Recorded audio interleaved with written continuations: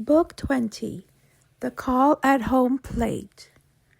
The afternoon sun shone brightly over the baseball field.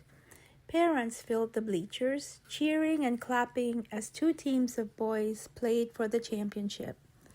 For 11-year-old Daniel, this was the biggest game he had ever played. His team, the Hawks, had practiced all season.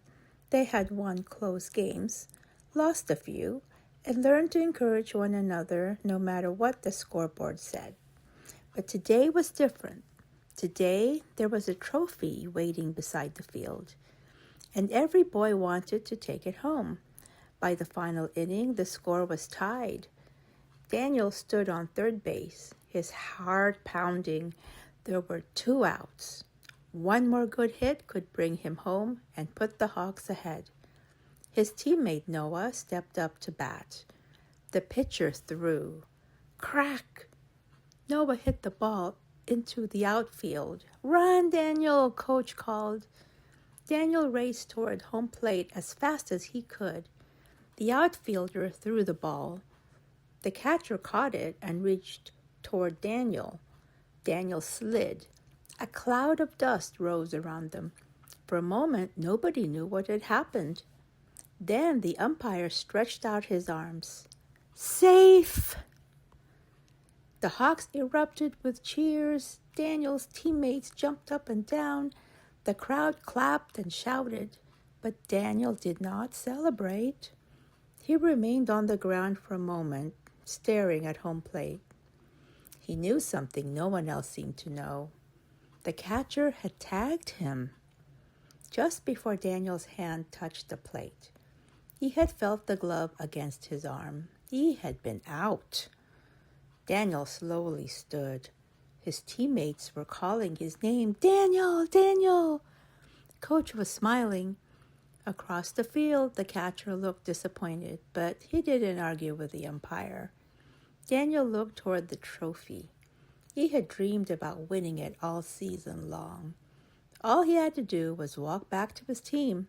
No one would blame him. After all, he hadn't made the call.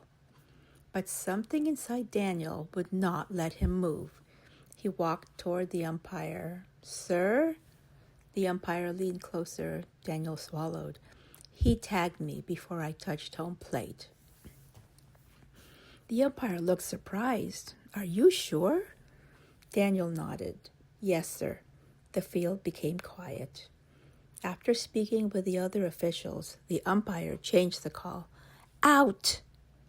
The inning was over. Daniel walked slowly back to the dugout. He was afraid to look at his teammates. "I'm so sorry," he said quietly.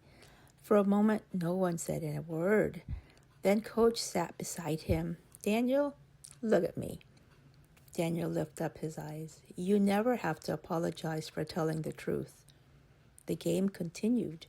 In the next inning, the other team scored a run, and when the final out was called, the Hawks had lost the championship. Daniel watched as the other team received the trophy, and it hurt. He had wanted that trophy more than anything. Then something unexpected happened. The catcher from the other team walked across the field toward him. "You know, you didn't have to tell them I tagged you," he said. Daniel shrugged. "But you did." The boy held out his hand. "That was a good thing you did." Daniel shook it, and soon Daniel's teammates gathered around him too. Noah put an arm around his shoulder. "We'll win one next year," Coach smiled. "Maybe, but today you learned something more important than how to win." Daniel looked at the other team celebrating. Then he looked at his own teammates standing beside him, and he finally understood. A trophy could show that you won a game, but it could never show what kind of person you chose to be when the game was on the line.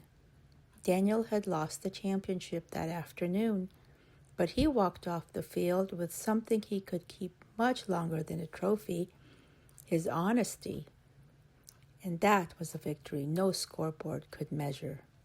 Good night from Lantern Light Books.